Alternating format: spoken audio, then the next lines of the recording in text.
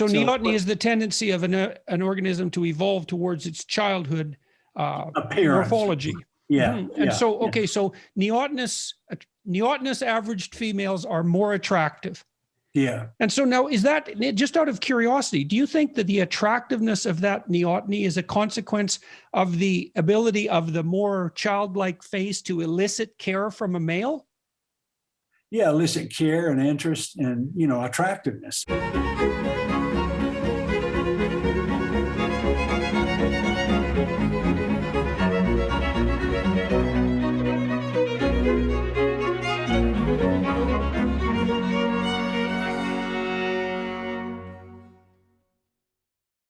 Hello, everybody. I'm pleased to have with me today one of the world's great biologists, Dr. Randy Thornhill.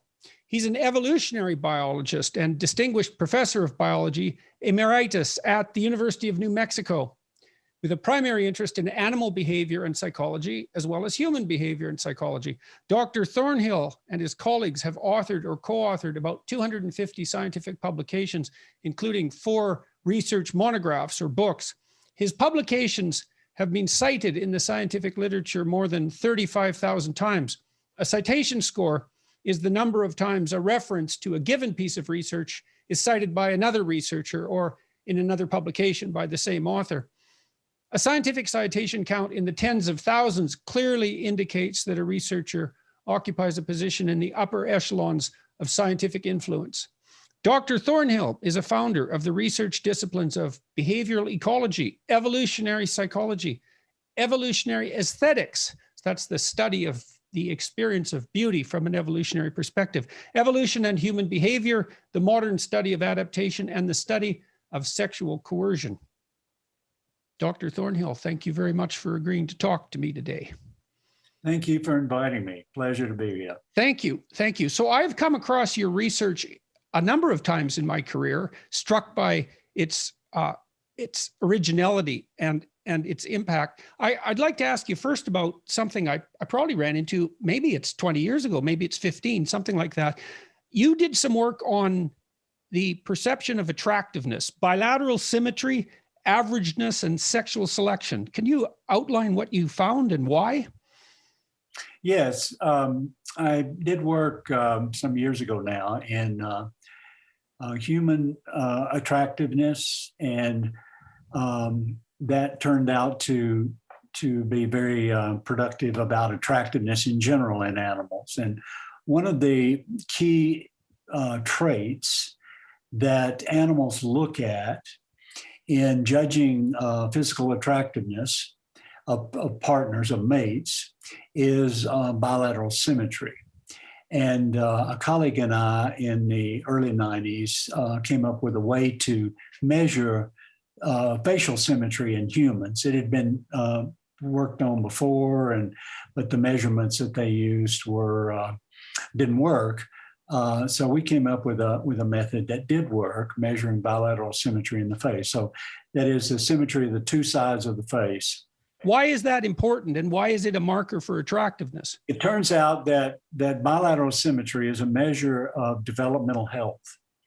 And so the organism, when it starts developing, it's designed by evolution, by selection, to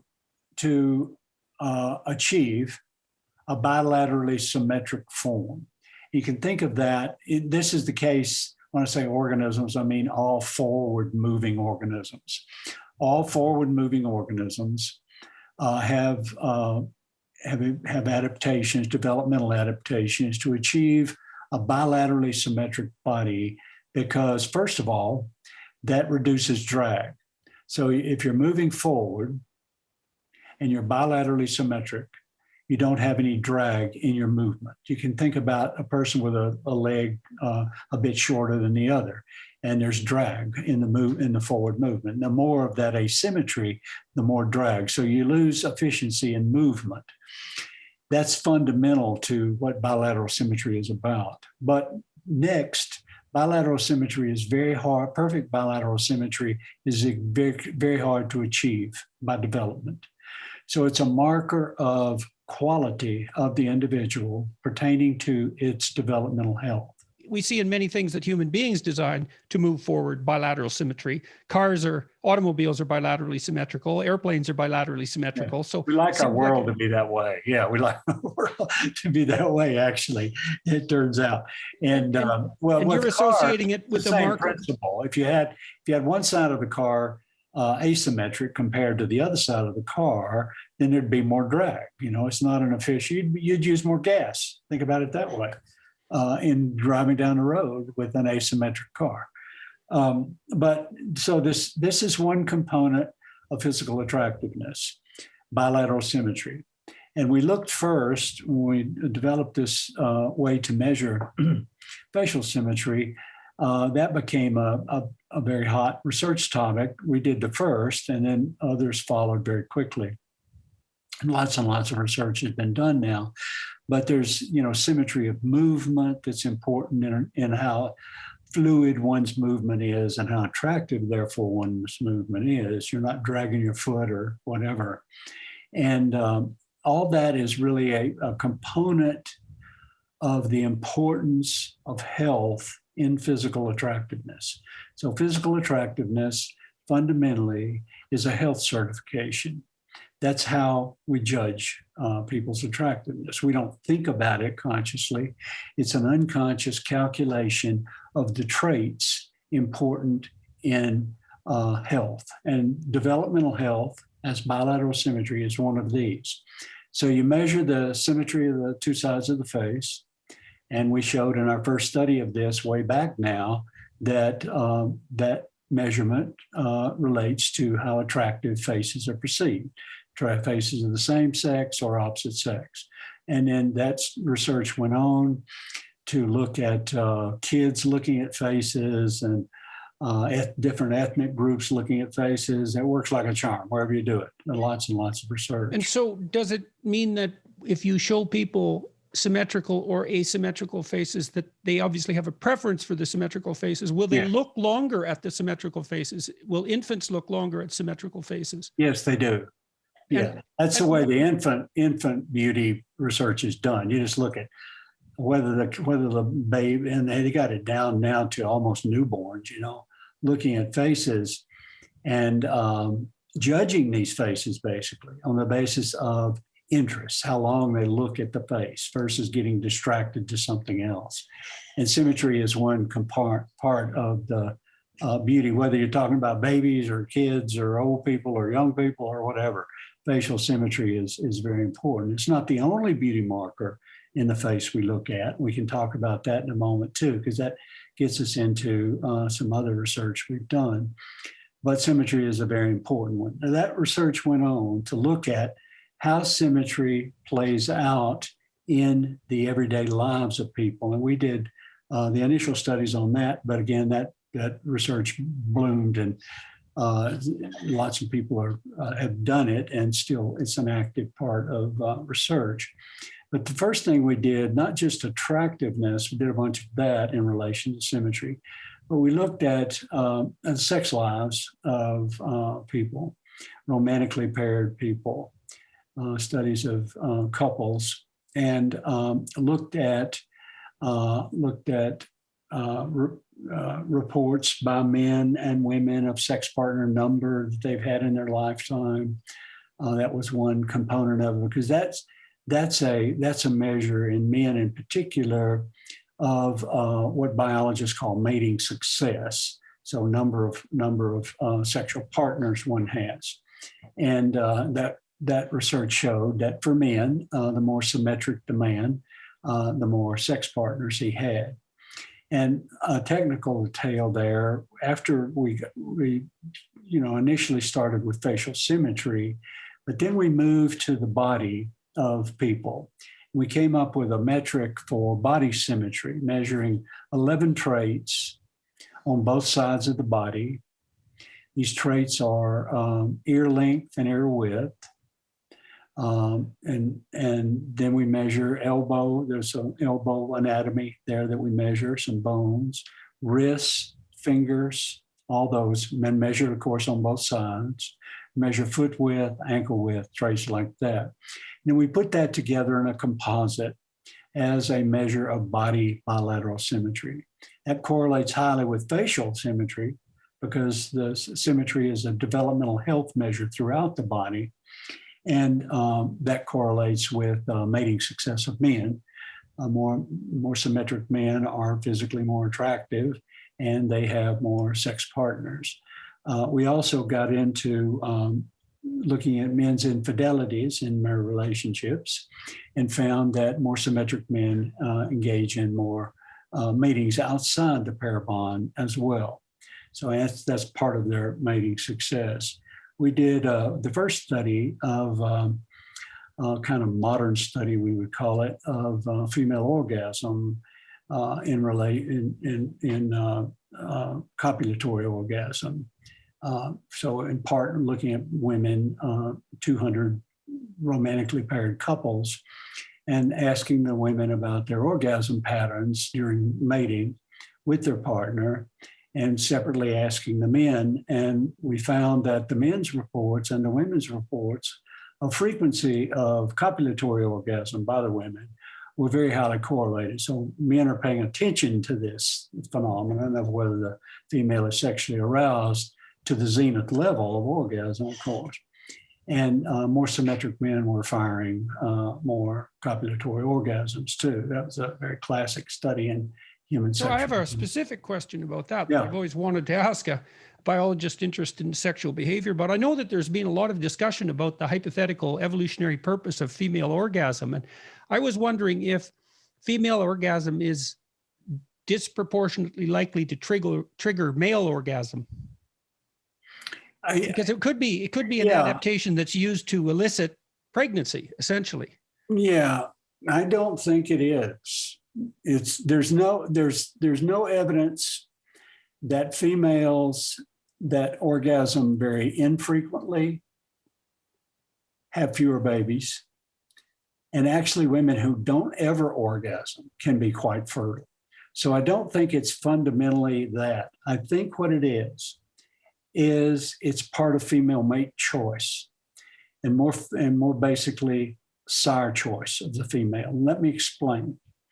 So when a female has an orgasm, she has uterine contraction, of course, and it works like a suction. It pulls the content of the vagina up to the cervix.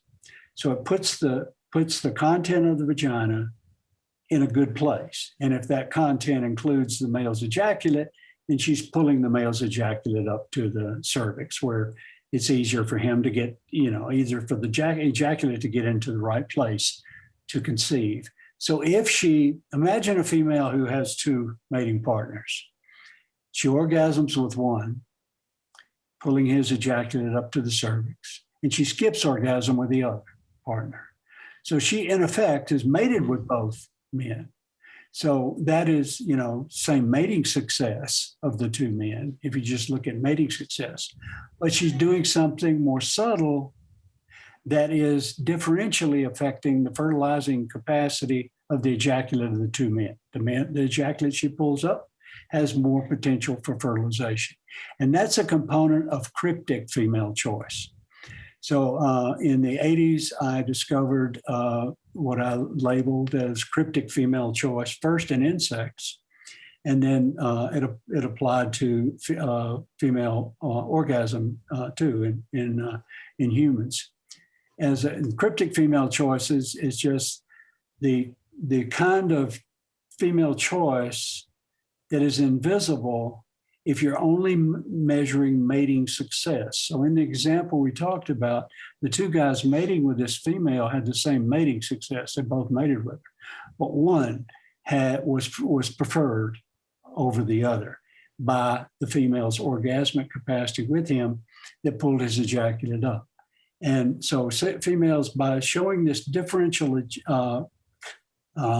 orgasm pattern that I described with symmetry, are favoring symmetric partners over other men. And hypothetically healthier partners and hypothetically providing their kids with an advantage. That's right, higher genetic quality. And then that's an issue behind all this discussion so far, is that female organisms are after high genetic quality partners when they're to be fathers of their offspring. So it's a sire choice. A cryptic female choice is more of a sire choice than just a mate choice.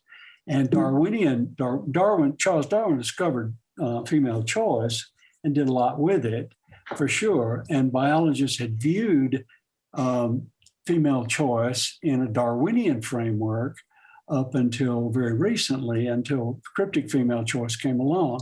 But females are far more sophisticated than just choosing one male over another as a mate.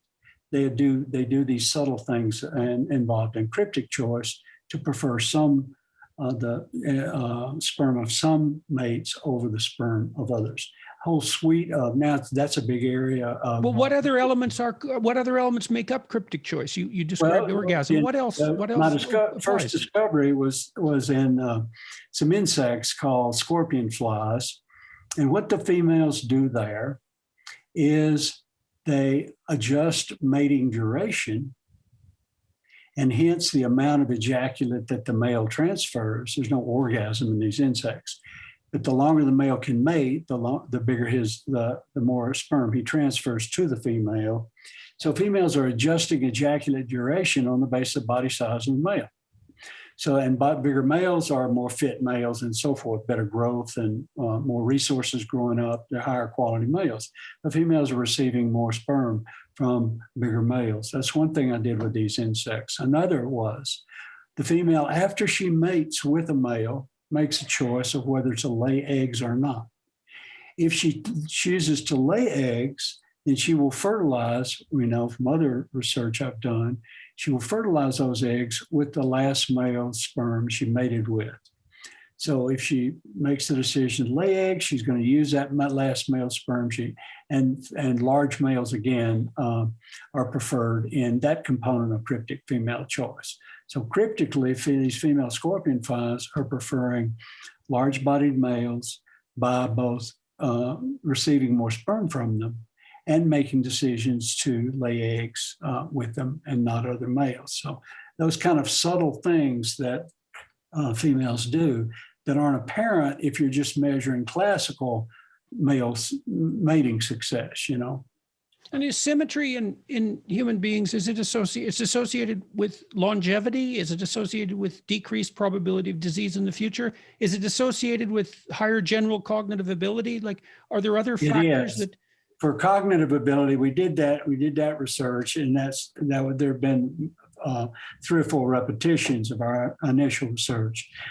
We did it on 200 subjects, similar age, so university students, the psych pool kind of study, and measured IQ using a culture fair measure of IQ, culture fair procedure, and questionnaire, measured the IQ, and then measured the symmetry. And for both sexes, the higher the symmetry of the individual, the higher the IQ.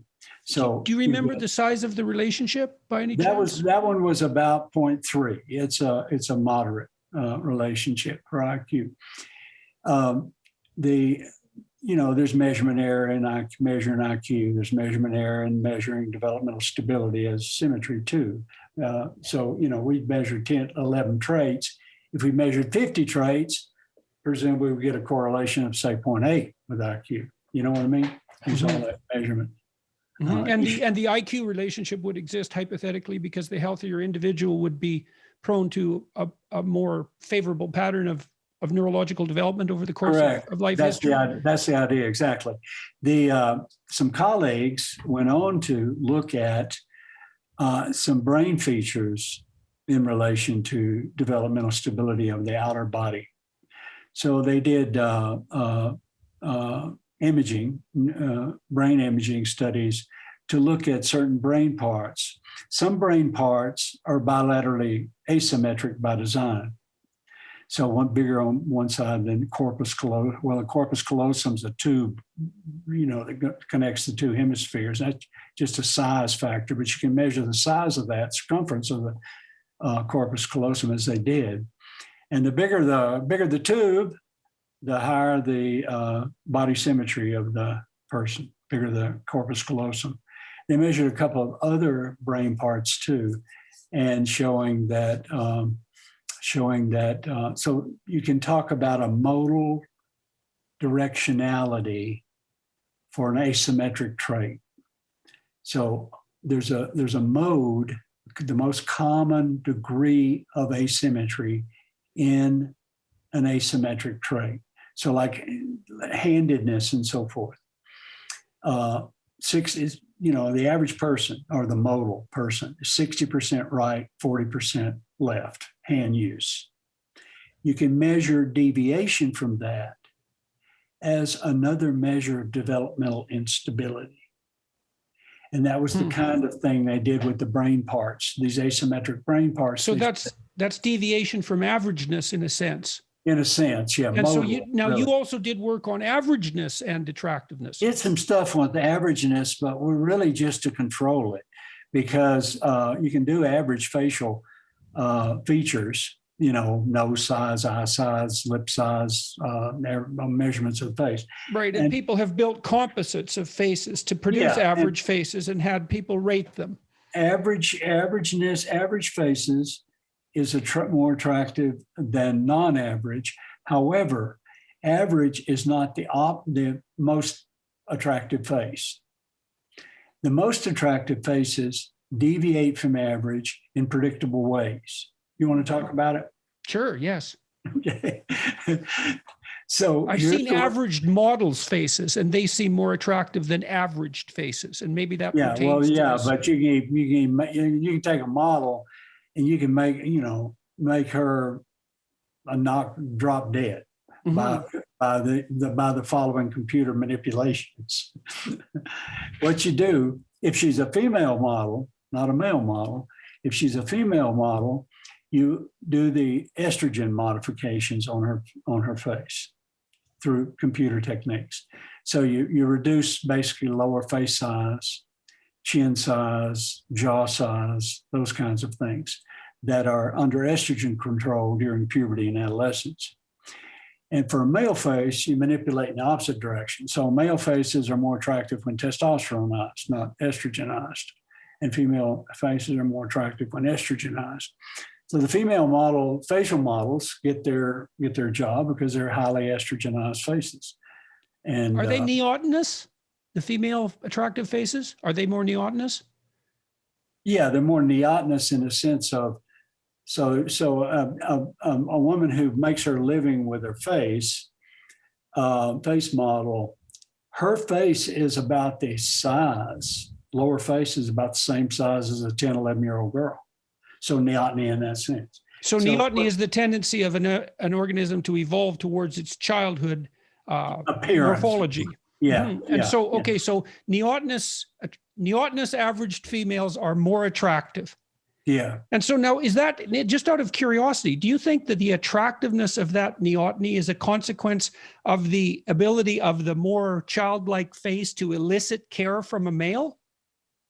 Yeah, elicit care and interest and, attractiveness. So basically, here's the way we think it works. So the neoteny we're talking about, we could talk about it just as degree of estrogenization of the face. That's what we measure. That is a marker of health in a different sense, hormonal health. So estrogen is fundamentally the fertility and reproductive capability hormone of the female mammal, estrogen. So the more estrogenized she is, the greater her fertility and reproductive capacity is. So that's what we're responding to in the physical attractiveness of a female. Is there an association between averaged neotenous faces and optimal waist to hip ratio? Yeah. Well, the estrogenization affects not only the facial features, it affects bones and so forth. So, petite, people talk about petite women as attractive. She's so petite and so forth. What they're talking about is estrogenization of the bones throughout the body, not just the face, And that includes the waist-hip ratio is really a marker of degree of estrogenization of the female body, low waist-hip ratio.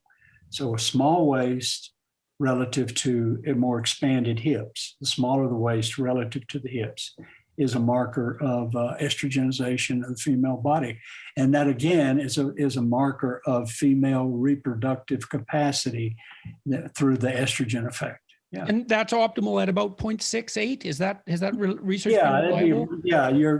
your underwear models, female underwear models, they're down. They could go as low as 0.66. At 0.68, you can be a model. Yeah.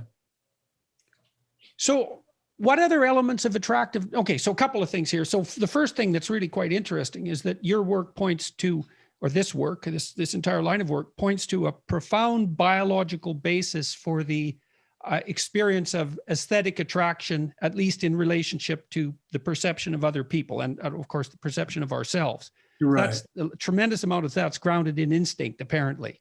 Yeah. And it's an instinct that's manifest so early that you see the preference for attractive faces, say measured by averageness, in newborns. Do you see the same preference for testosteronized males and estrogenized females among newborns, or has anyone looked at that? Yeah. Kids and down to very recently born kids have been looked at in terms of their judgment of men's faces too. And they're looking at testosterone features there. You could call it masculinity would be the common, but testosterone technically.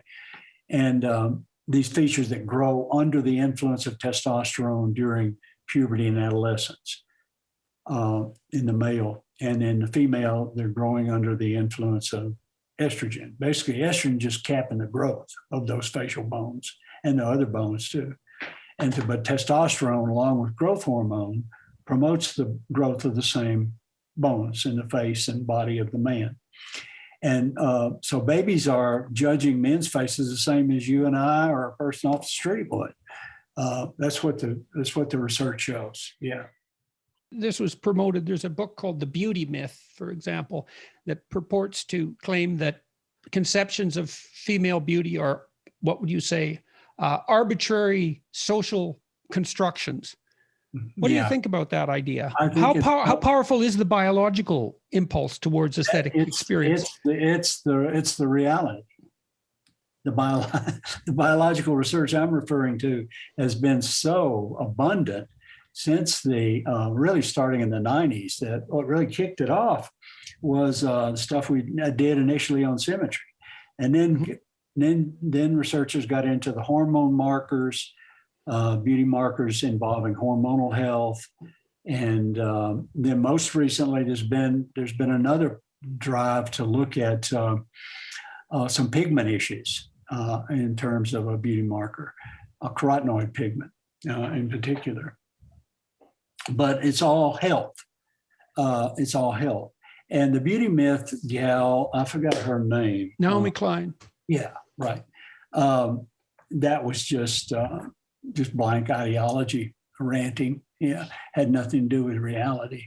And then there was enough known about sexual selection processes and animals to cast that idea in doubt. But since then, it's just it's right. Well, because you see the preferences that you've been describing, you see analogs of those and variants of them across the entire animal kingdom. And you see the preference in newborns. So it's pretty hard to construct a social constructionist view of the aesthetic experience of attractiveness, given all that information.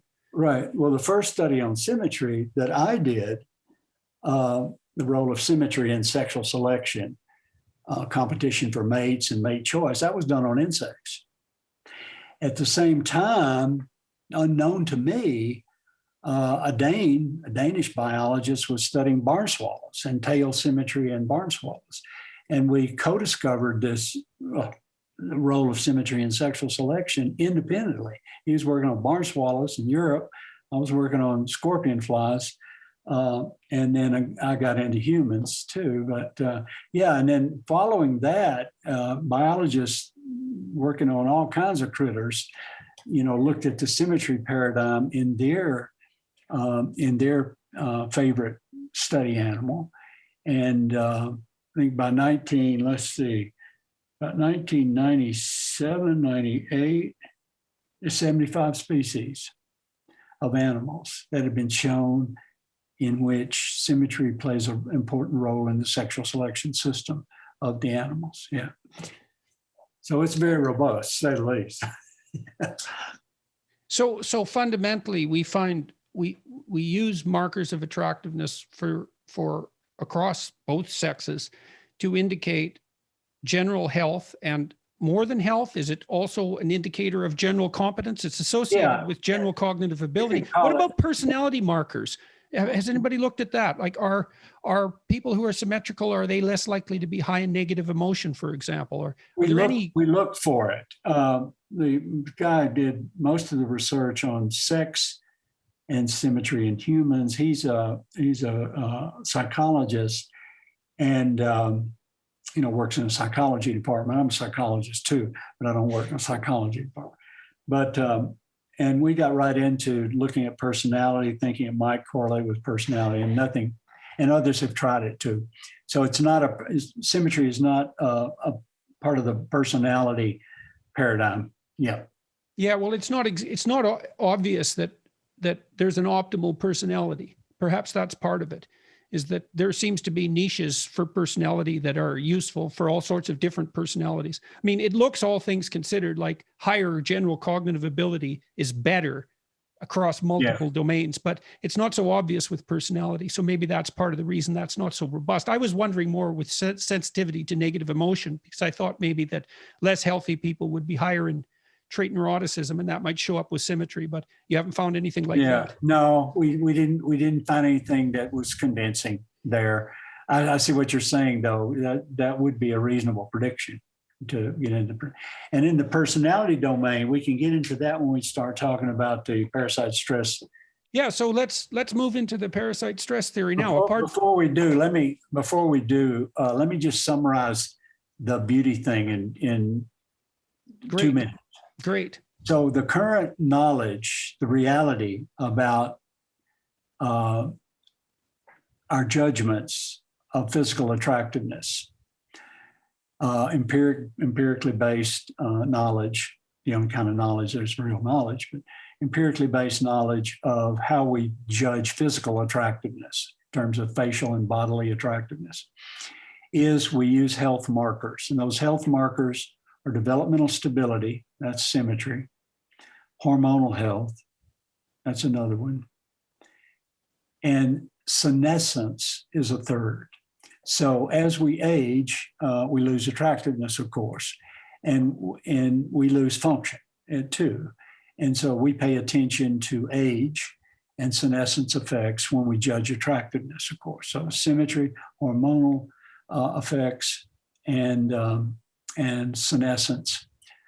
Then the final one, the most recent marker of physical attractiveness that has been discovered, is the carotenoid pigment thing, and it's pretty wild. So carotenoids you can't make. Animals don't make carotenoids. You get them from diet. We eat carotenoid-based foods or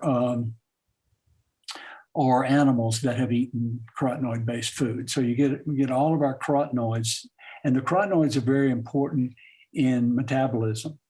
So fundamental to metabolism, you got to have a lot of carotenoids.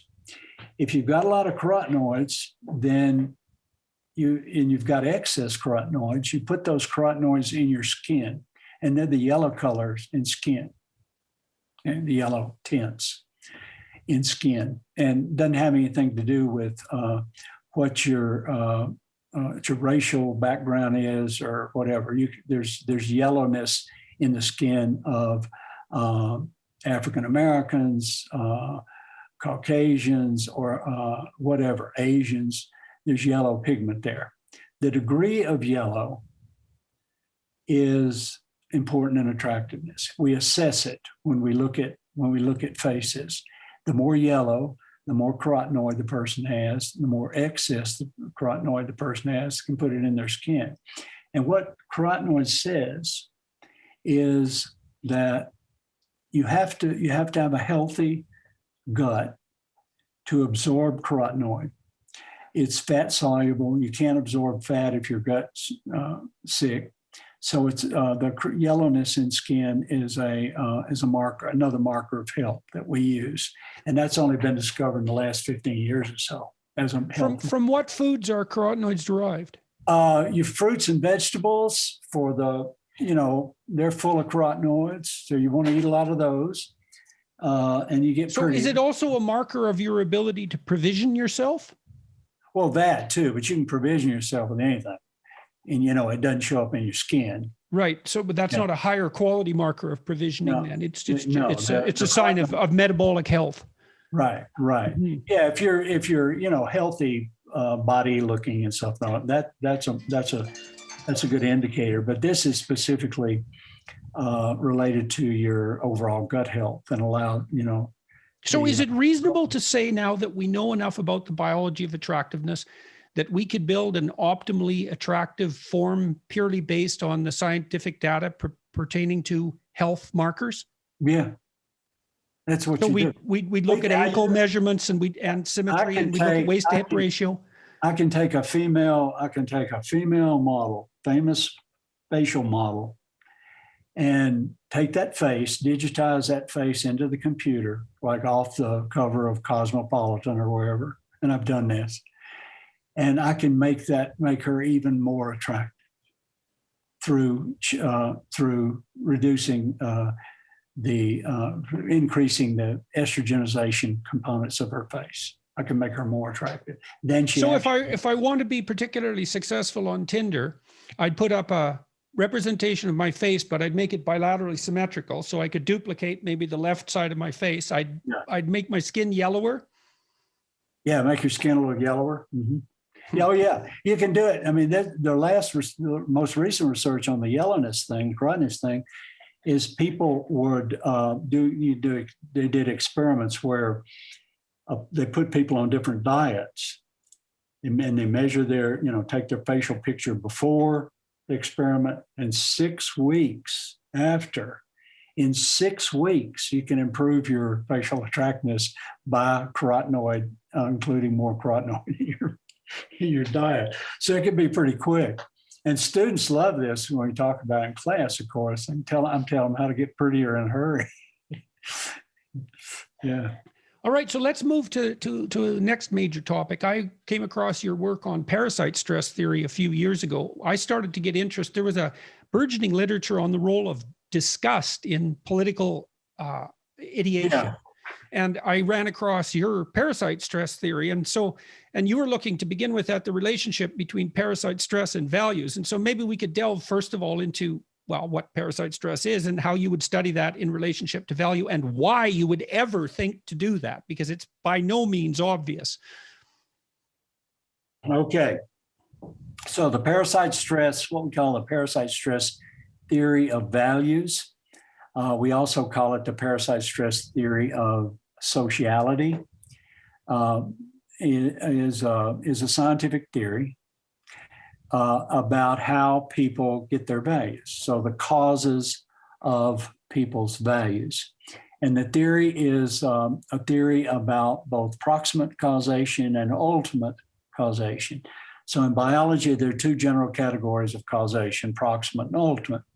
Proximate causation has to do with causes of something that occurred during the lifetime of the animal, events during the lifetime that cause whatever effect you're looking at.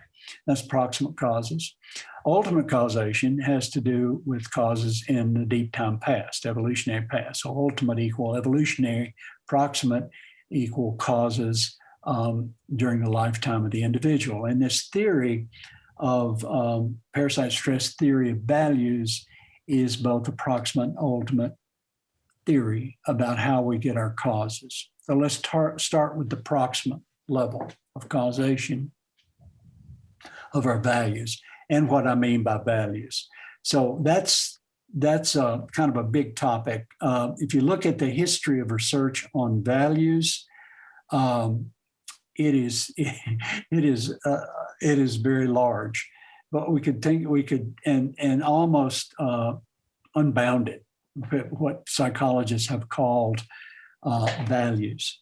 So a value would be something like rank ordered preference, if we're going to define value itself, right? Because we have to choose between things, and we choose those things. That's value. Okay, yep. So we were talking about the value people place on looking at one face versus another. That's a value. That's a preference. Right, and they'll donate more attentional resources to high value faces because attention is a marker of value. Right. But we can talk about what psychologists have called values and the study of values. And that's a big area of research, values research. And the history of it and all is really, really cool. But anyway, we could sort of bound this discussion of values in what political scientists refer to as values. And what they refer to as values is the political dimension of highly conservative to highly liberal. So it's a continuum of values. And you can measure a person's values. They've worked hard to come up with ways to measure a person's values. You measure a person's values, you can put that person on that continuum somewhere. Everybody can be put on that continuum from psychometric procedure, questionnaires. So the political scientists have done values that way. Cross-cultural psychologists have done values in terms of collectivism and individualism, that dimension, with collectivism, high collectivism being low individualism, high individualism being low collectivism. And it turns out, if you look at these two dimensions, so one from psychology, collectivism, individualism, one from political science, conservatism, liberalism, they correspond. So high collectivism is conservatism. High liberalism is individualism.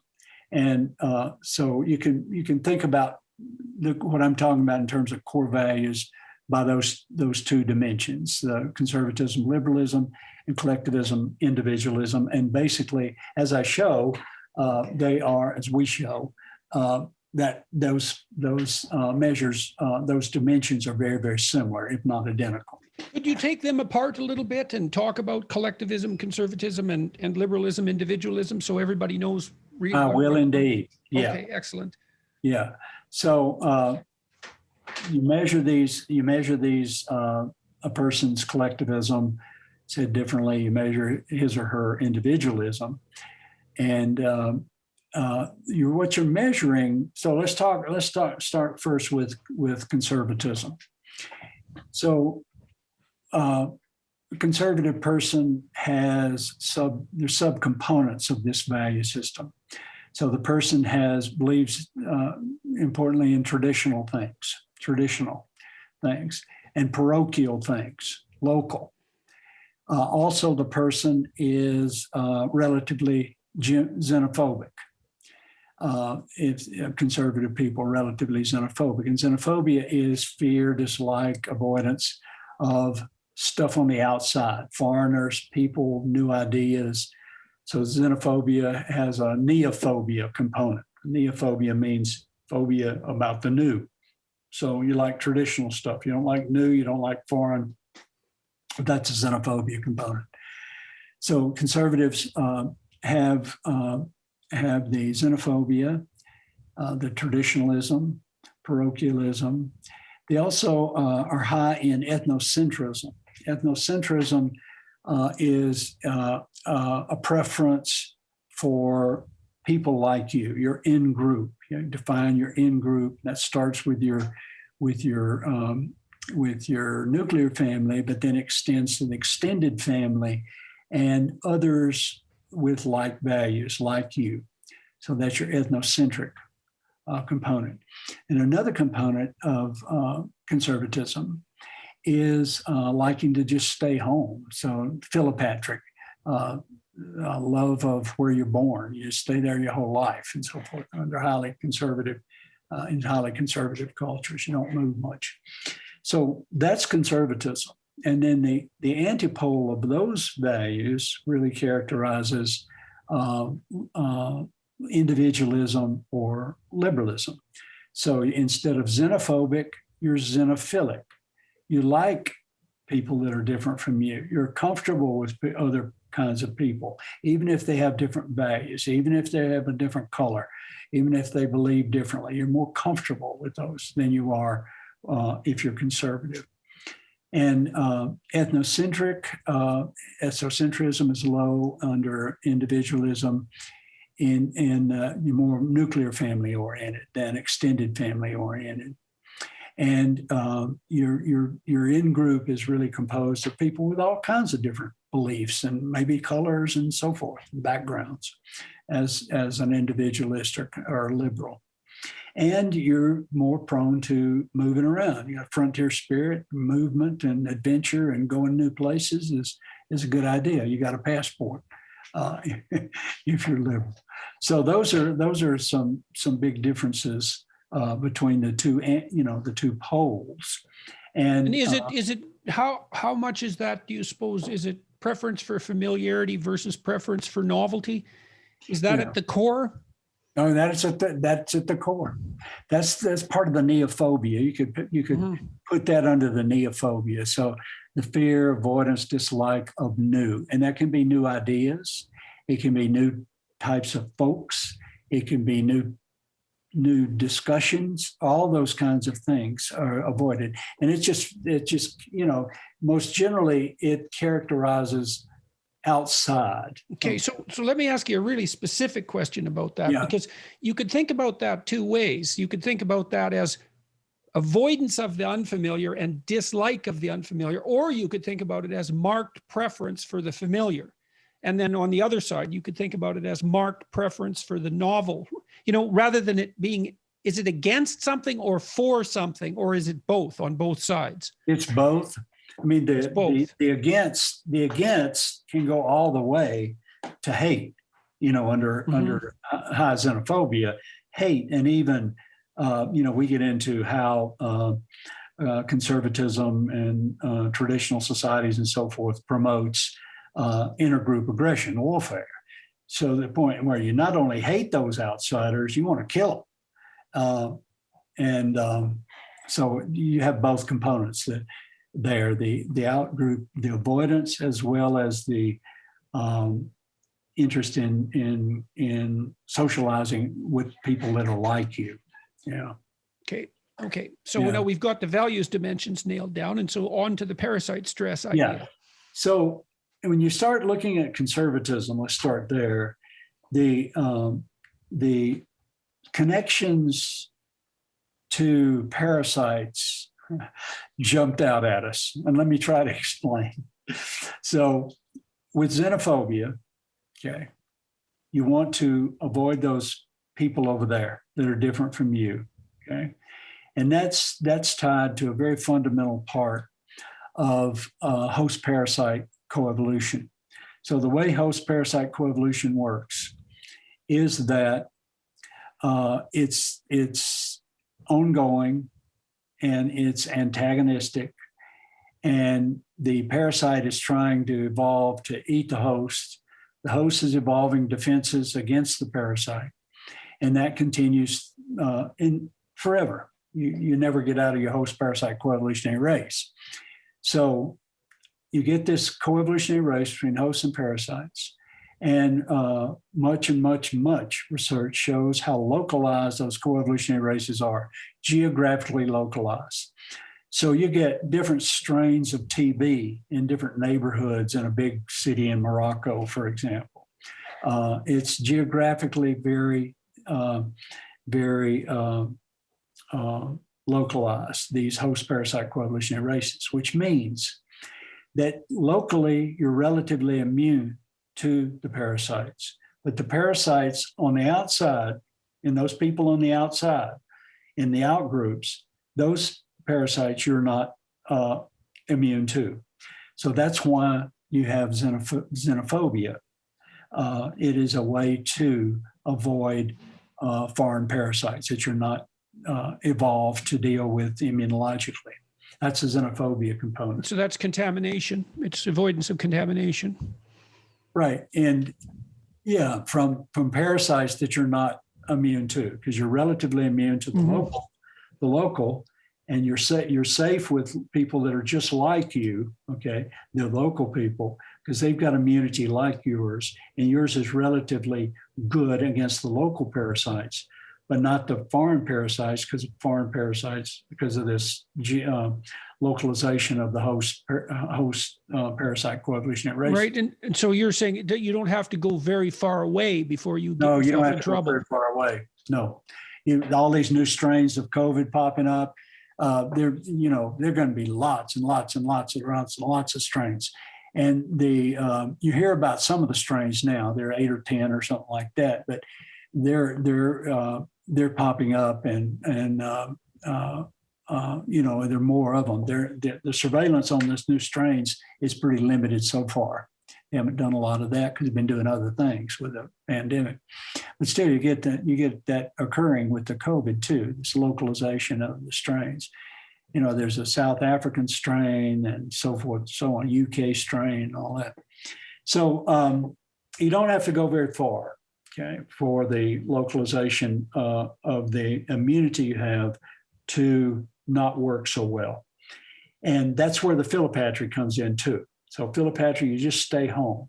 You stay home, you interact with people that are immunologically like you and therefore are safe, relatively safe, rather than dispersing to interact with foreigners and the habitats that may contain these parasites you're not adapted to. So that's the philopatry component.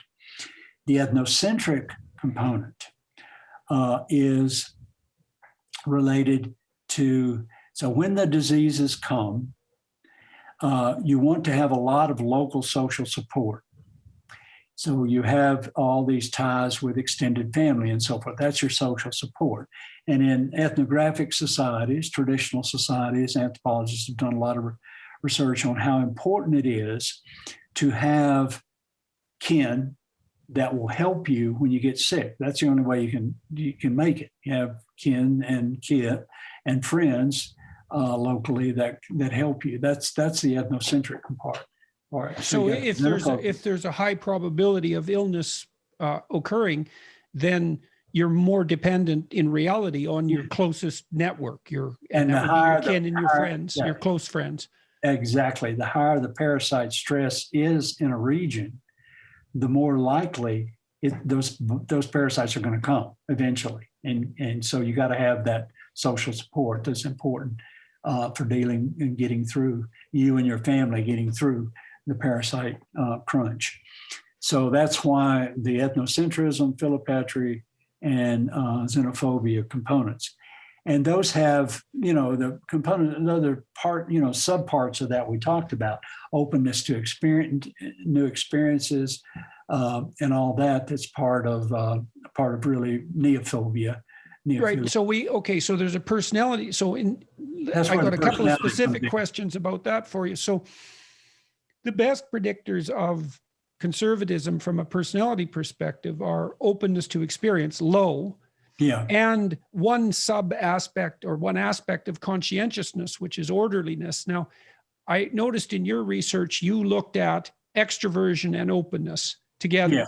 And you saw that the more collectivist/conservative types who are protecting themselves, according to parasite-stress theory, from contamination, are likely to be more introverted and lower in openness. And that means less exploratory in general, because those two things together seem to maybe make up exploratory behavior.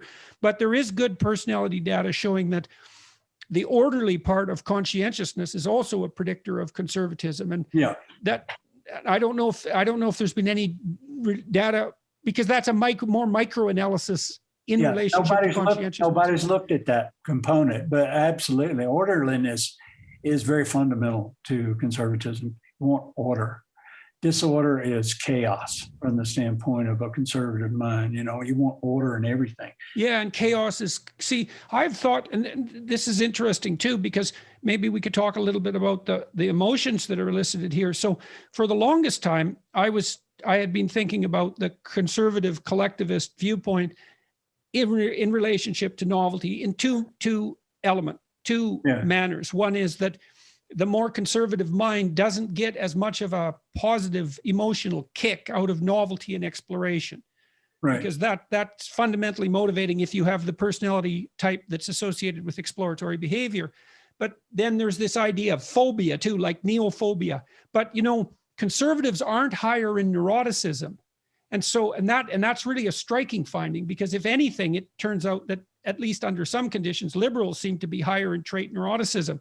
Yeah. But there's a role of disgust that seems to be under-examined. And is the neophobia a consequence of fear, or is it a consequence of disgust, which seems more tightly associated with immunity as opposed to, say, fear? Yeah, well, you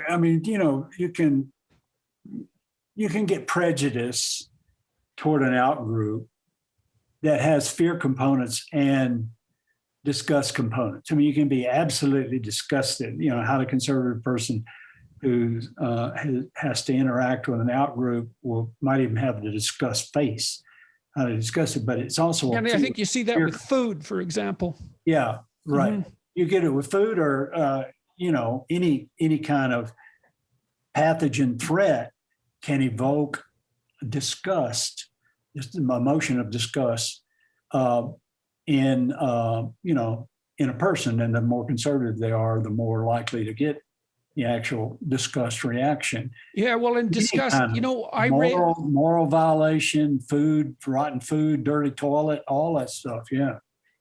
So that's some account, like people have struggled for a long time to make sense of dietary prohibitions in religious contexts, for example. And I mean, if you have dietary restrictions and markers for in-group identification, that's a good way of deciding or of determining consistently who's on your side, and also marking who's on the other side. Yeah.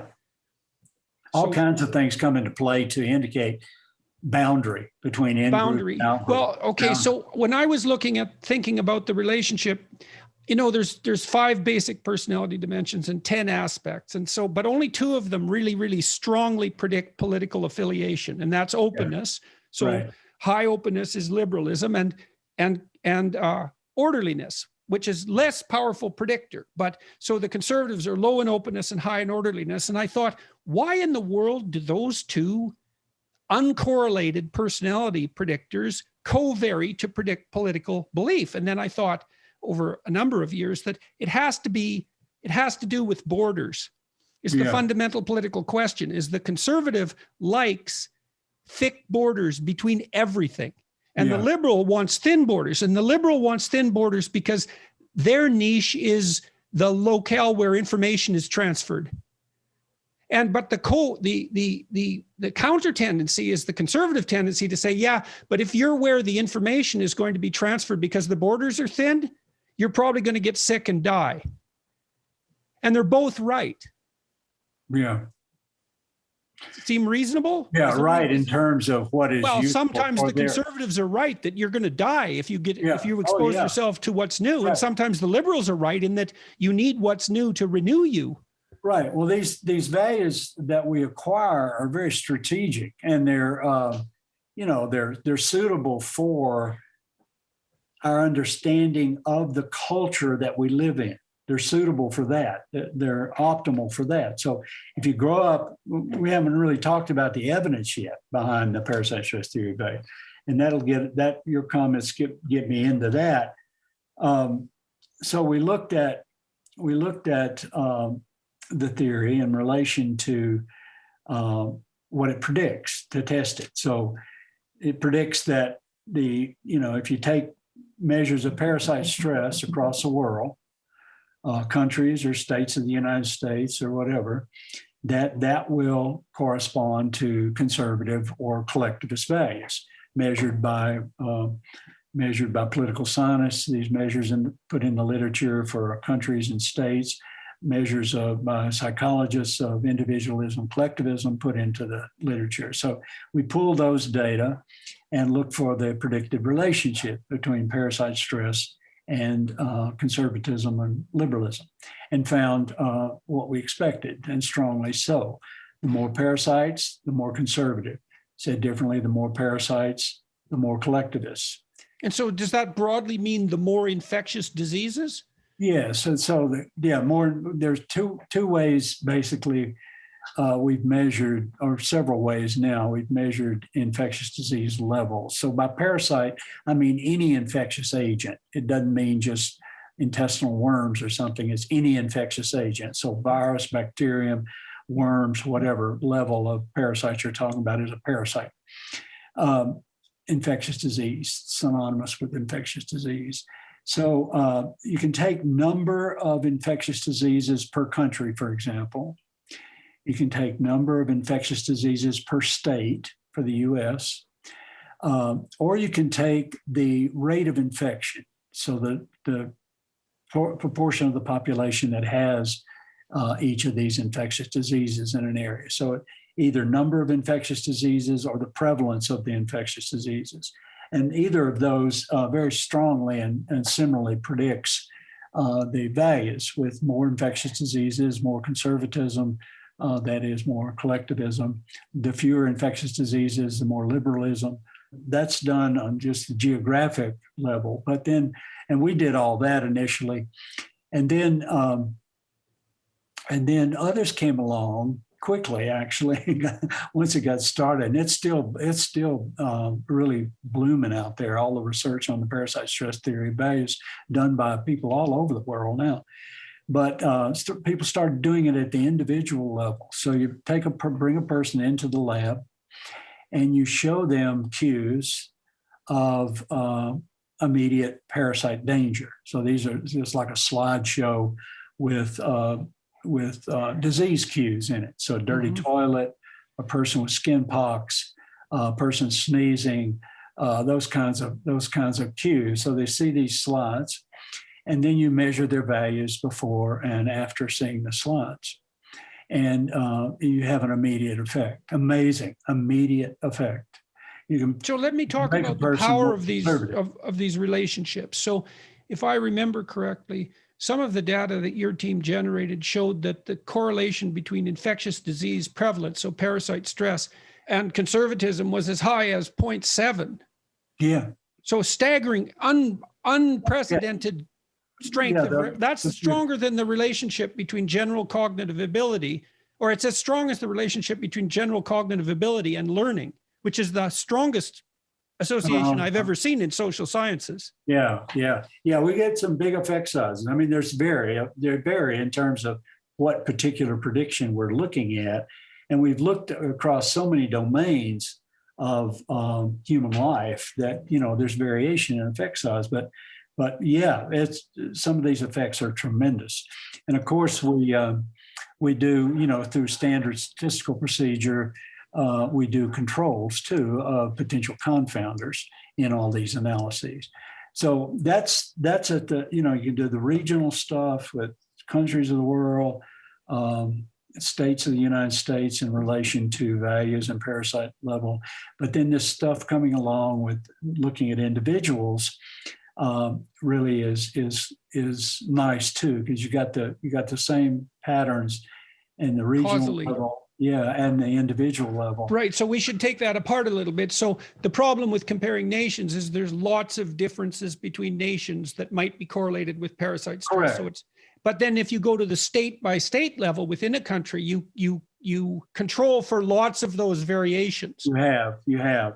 And also in your analysis itself, you do statistical controls of things that potentially could be problematic confounds, whether you're looking at between countries or between states. So we have data from all those levels. Some of the more recent stuff that's coming out now, people are doing. They did a lot with the slideshow that I mentioned. There were 10 slides that reliably will evoke greater conservatism, but then now they're looking at showing people like a short story about COVID. COVID's real serious in your neighborhood or something like that, and that does it too. So do you think there'll be a swing towards conservative political belief across the world because of this pandemic? Will that shape the political beliefs of a, and is there a crucial period for that to be shaped? So for example, will this have a bigger effect on, say, 14 to 16-year-olds or 16 to 18-year-olds who are catalyzing their identity? Would there be a cohort that would be most affected? That's a really interesting point, and I've thought a lot about it. There's no data on that now. So the way that you could empirically attack such a thing would be to look at people of different ages in relation to like the effect of these experiments on them. Do you get a bigger effect size when you show slides, the disease slides to one age group versus another? Yeah, or would it last longer? That'd be the other issue, right? We don't know how long it lasts either. That research, surprisingly, has not been done. You bring people into the lab and you show them these slides and you get the effect. Also, one nuance of that is if you measure what we call the perceived vulnerability to disease, that's a 14-item questionnaire that's validated and measures a person's concern about infectious disease. And that's an individually variable thing. More conservative people are, the higher their score on that, of course, and worry about infectious disease. So people that are high on this going into the experiment show a bigger effect when they see the slides. They shift more in terms of degree of conservatism. Do you know if there's any effects of personality on that? So if that hadn't been looked at, it hasn't been done yet. But there would be some covariance there, because the people that are high and worry about infectious disease are basically conservative people. So they're going to have less openness to, new things and more introversion and all that kind of stuff. Right. Already. Yeah. So when I first came across your parasite-stress hypothesis, I was reading a fair bit of the literature on disgust, generated a fair bit of it by Jonathan Haidt and his research team, because he was one of the first psychologists to look at disgust as an independent emotion.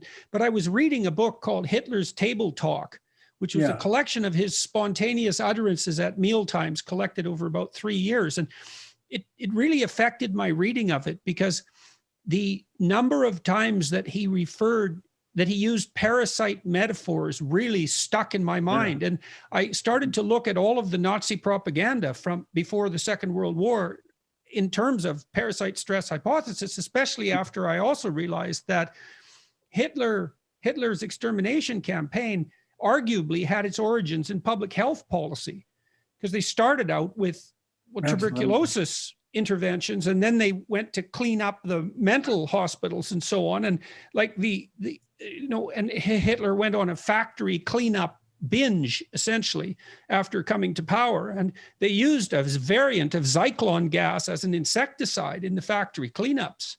So this was all quite terrifying, reading what you were writing and reading this at the same time. And I don't know I'm going to ask you to comment about that, what you think about that. But his metaphor for parasites, that's a fundamental metaphor. The Germans, the Nazis, seem to view themselves as under assault by parasites. Mussolini was the same way. So you said Mussolini was the same way? Exactly the same way. He was just a replicate of, or Hitler a replicate of him. Mussolini was, he's fascist dictator of Italy when Italy was fascist, and Hitler, fascist leader of Nazi fascism. But Mussolini, he, for example, outlawed handshaking in Italy. He thought it was the most disgusting thing to touch a person's hand. He was as much germaphobe as Hitler. And Hitler bathed 4 times a day. That's still going on in some parts of the world. And these 30-minute showers in the Middle East people talk about, where you get the highly conservative people that really clean up. But with regard to fascism, I've been very interested in fascism, of course, because it's over there on the extreme pole of conservative end of things, It's got all the components of conservatism in writ large. And so I've been interested in the origin of fascism in Germany and in Italy and Japan about the same time. The three big fascisms. There've been some other fascisms too. But a recent study, you'll be interested to know, has looked at infectious disease in German regions, cities, in relation to voting for for Hitler's party, Nationalist Socialist Party. And the way it works is, so he has data from 1918 to 1920, the number of Spanish flu cases in all these German. I never thought about Spanish flu as a contributor, because that came right after World War I, of course. And yeah, right after World War I. It was one of the things that devastated an already devastated Germany. In the world in general. Yeah. Germany was really hit hard by the Spanish flu, as Italy was too. And what this guy did, he got data. There's a data collection managed by the University of Michigan on the data from Third Reich and before the Third Reich became officially a Third Reich in Germany. And these data include the number of cases of death due to Spanish flu in all these German cities. Also, they got number of deaths from plague and tuberculosis and so forth too. Tuberculosis was still a big problem by that point too. It wasn't just Spanish flu, but Spanish flu was the main killer, but tuberculosis is probably number two. Plague wasn't a big a deal by that point. So these data have number of votes in these different cities for the Nazi Party. They have the number of votes for the Communist Party and number of votes for various things. So the Communist Party was considered extremist then, as was the Nazi Party. The votes are from, the years 1930 to 1933, I think. So the critical years for the rise of, for really Nazism to get big there. And the more people dying from the Spanish flu in 1918 to 1920 in a city, the greater the vote for the Nazi Party in 1930 to 33. So that's a connection that was of interest to me. And this paper is just, it's recently appeared. Any idea about the size of the relationship? And what about economic, are there confounds of economic well-being in the cities? Very important. He was able to control through the same data set for employment in those cities and for average wages in those cities, two variables related to economic state. I mean, that's the traditional thing. Historians will tell you, well, the Germans were so economically distraught that they bought this stuff, But the parasite-stress theory values adds a new mirror here, I think, for fascism. And Italy, I've searched and searched for data on flu death in Italy, but I don't think there's going to be anything like it. For some reason, the Third Reich is collected lots and lots of data, and somehow University of Michigan. I don't know the history of the acquisition by the University of Michigan of these data, but it is a reliable data source that is used now in sociological and research. Now, you studied other elements of parasite stress theory too. Its relationship with altruism, its relationship with human cognitive abilities. Yeah. So we did study of IQ in relation to parasite-stress, and across the world and across the states of the U.S., and that worked out very well. The thinking was simply that if you've got, you think about the human immune system, it is tremendous. It's everywhere in the body. And it's a very, very costly system in terms of energy and in terms of tissue to make and maintain this immune system. Humans have this huge brain too, very sophisticated nervous system that is very costly.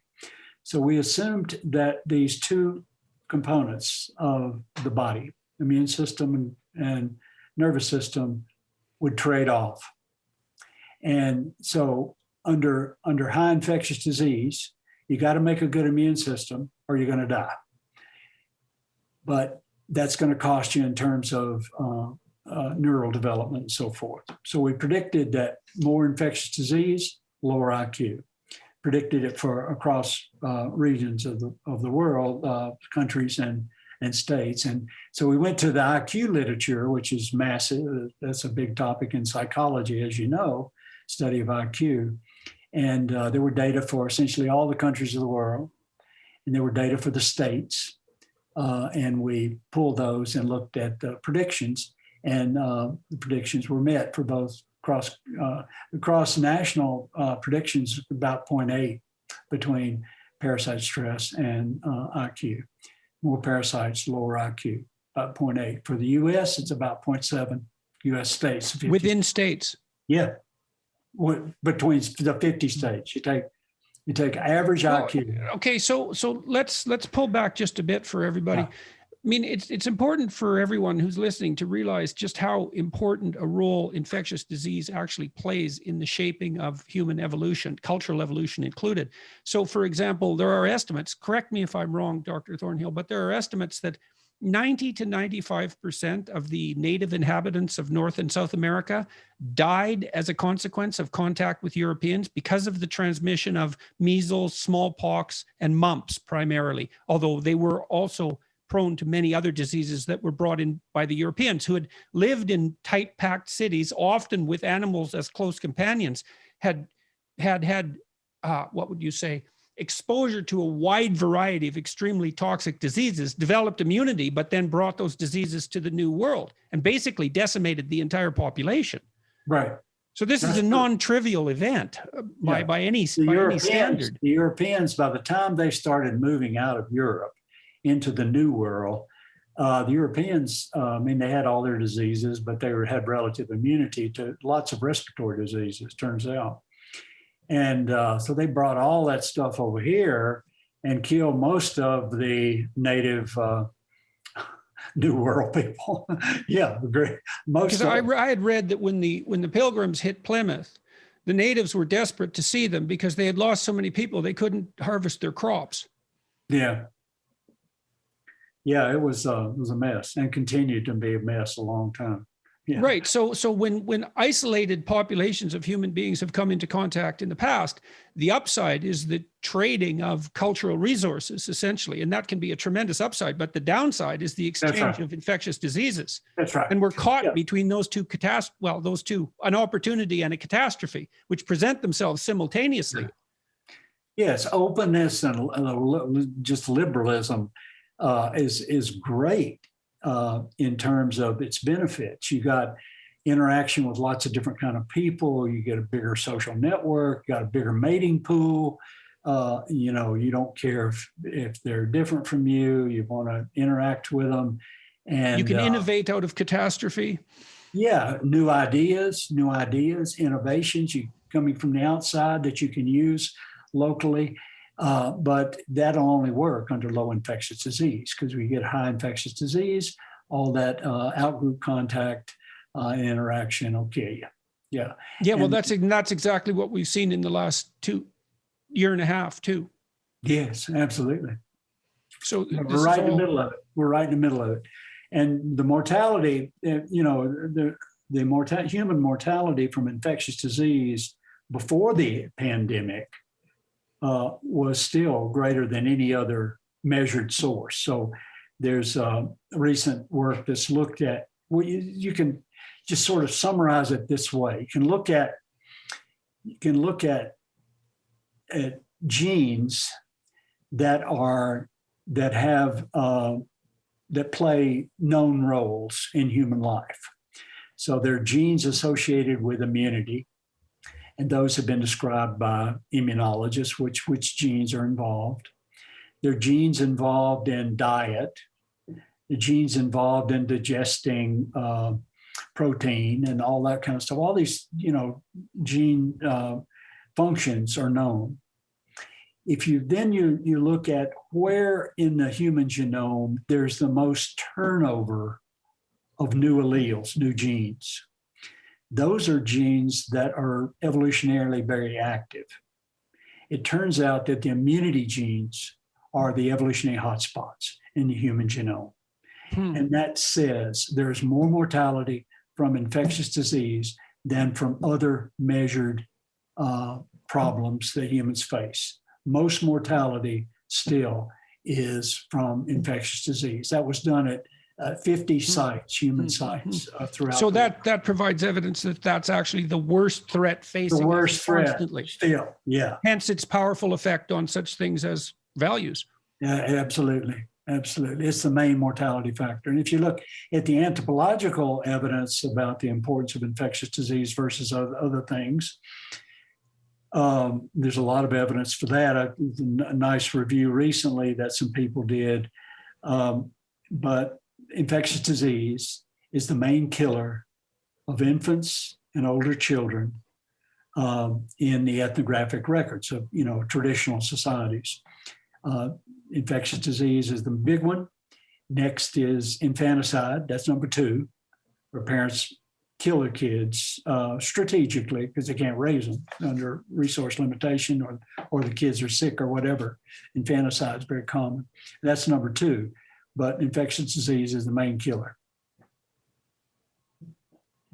So here's some radical ideas, I suppose, because reading all this, learning this.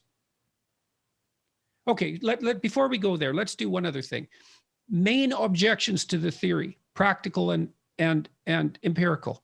What I read a paper recently, and I'm afraid I can't cite it in detail, but it'll serve as an example, claiming that with proper control for technological development, the causal or the effect of parasite-stress on political belief vanished. Now, you cite many, many papers in your books and in your papers, so I'm by no means saying that this is a canonical study, but it's very useful. This is a very, very, very, very provocative theory.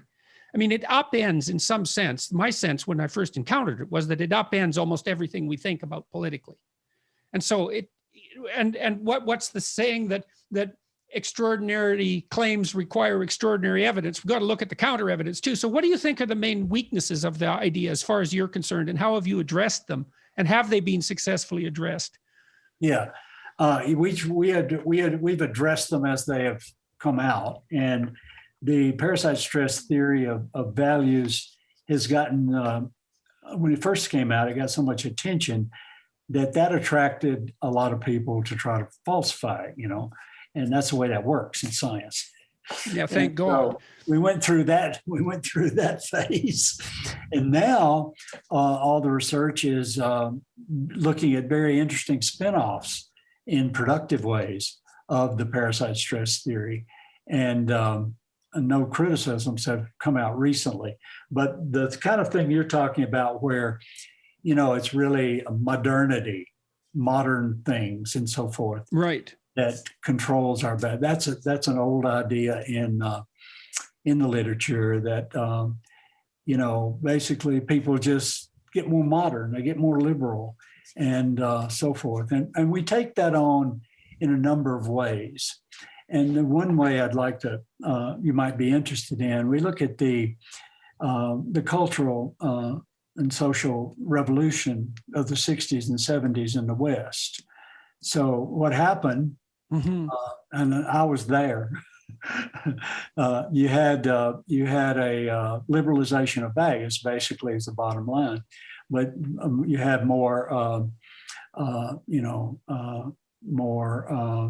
the women's movement started then.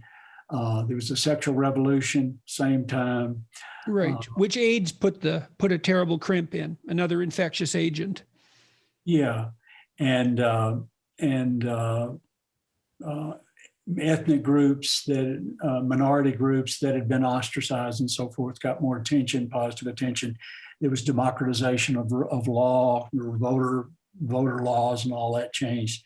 So it was more than just, people talk about that time as the sexual revolution time, the 60s and 70s, but really it was a much broader social revolution involving human rights, increasing human rights and liberties, basically liberalization.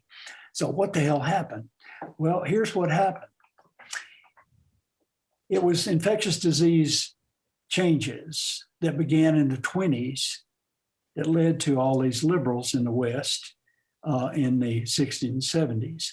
And these infectious disease changes are to the control of infectious diseases like malaria. Yeah, bigger than that. It started out in 1920 with chlorinated water. That started in the West. Mm-hmm. We're talking about the West. The rest of the world didn't change. They didn't go through the social revolution. Many places in the world still haven't, because of disease levels are high. All of Africa, basically, much of Asia. But 1920s, chlorinated water started in the West and quickly spread throughout the Western world. By the Western world, I mean US, Canada, Western Europe, Australia, New Zealand, those places.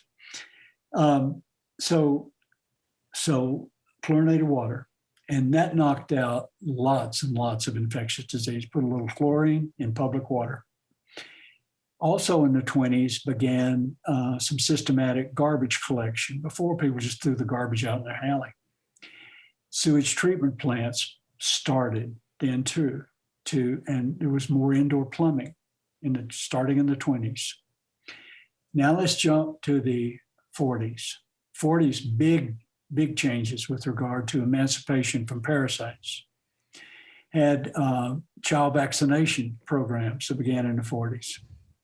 Also antibiotics, first good antibiotics right after World War II, 1945, in the 40s. So this was really, by that point, a new world in terms of lowered infectious disease compared to the world that all generations of humans had experienced in the West prior to the 20s and 40s. There were some antibiotics in the 30s, but sulfa drugs and so forth, but they had terrible side effects. So the real good antibiotics didn't come along until the 40s, and broad spectrum kind of antibiotics.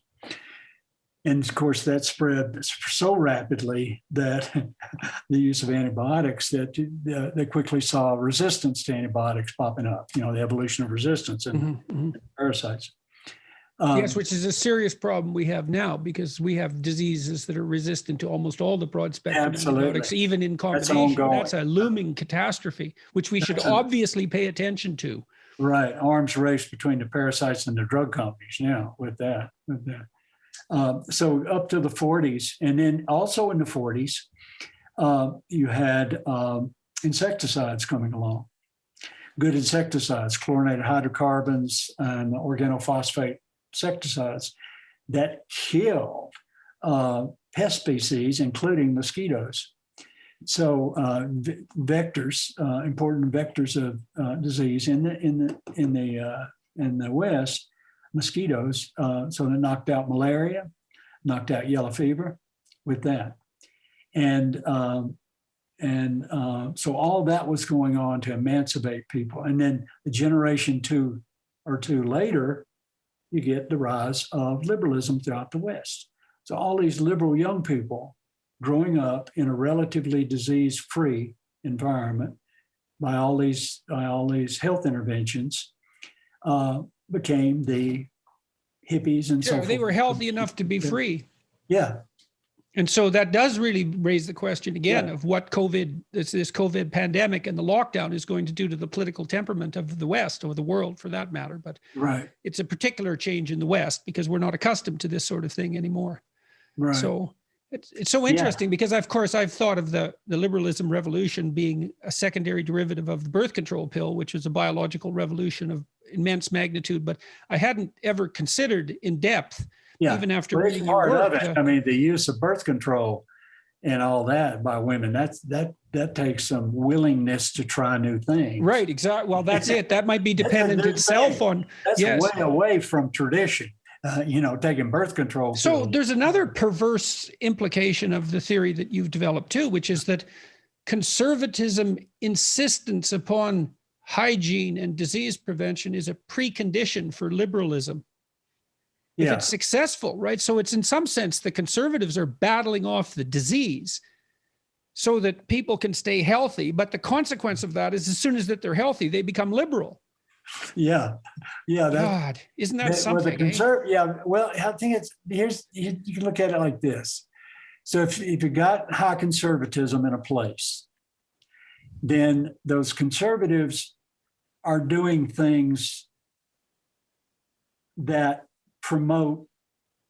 They're not using modern technology. They're not, open to new ideas. They're not open to science and all that. So those are attitudes that help the infectious disease, really. Right. So their reliance on traditional. That's right. Traditionalism is also an impediment, a tremendous impediment. Yeah, it reduces their contact immediately. So it works against them that way. I mean, if you're not, pro-science and open to new ideas and innovations and all that kind of stuff, that has tremendous limitations. And so, you don't even put in septic tanks and anything like that, or chlorinate the water, or so another vaccination. You don't get a vaccination. Right. Well, okay. So let's talk about two things then. One is, I've been struck, and tell me what you think about this. The COVID has become a politicized issue in Canada and in the US, but it doesn't seem to have happened the way you might have predicted if you were relying on parasite-stress theory, because it seems to be that the conservative types are the ones who are objecting most strenuously to the lockdowns and to the inoculations, whereas the liberal types, I mean, and maybe I'm wrong about this, but seem to be more in favor of restrictions of movement and so on. And that actually, I can't get my head around that exactly. Yeah, no, you're right. That is the pattern, and that's been studied now. And there's some papers on it. And here's what's going on. I think in the U.S. in particular, the conservative government at the time, when COVID was getting off the ground, the Trump administration was very negative about COVID. I mean, he called it a hoax and all that, didn't believe it, and no problem. And so that is the authority. We need to talk about authoritarianism, because this is where it comes in. You have the king, Donald Trump, saying that it's no problem. This disease is no problem. And it's just going to go away. It's a hoax and all that kind of stuff. And that is the word from God, basically, to highly liberal, highly conservative people. And that's the way authoritarianism works. People that are highly authoritarian, and that's conservatives, that's strong. There's a lot of evidence there. Authoritarianism is very highly correlated with conservatism, in fact, a component of it. The more authoritarian the people are, the more likely they will follow these guys that they label as their leader, and to the point that they'll follow them anywhere. They'll follow them off a cliff, basically, as they did in Germany, as they did in Italy, and as they did in the United States during this COVID thing. So you believe that what happened was that the evidence that there was, in fact, a dangerous epidemic was rendered non-credible. And so the conservative tendency to prevent the disease didn't kick in. That's right, exactly. So do you think that's a good enough? What prevented it was the authoritarianism that conservatives are carrying. And had Trump acted another way, you know, said this disease is really important. I want you folks to wear masks and be careful and distance and all that kind of stuff, then there would have been a different outcome, because that would have been the authority message. So Yeah. it's one element of authoritarianism / conservatism interfering with another. That's right. Okay. Parasite, stress, and sex. Yeah. There's been some look at values in relation to sex. So conservatives are conservative. So there's old studies that there's one paper I should send you. You got all kinds of correlations in there with everything under the sun in relation to conservatism and liberalism. But you know, interest in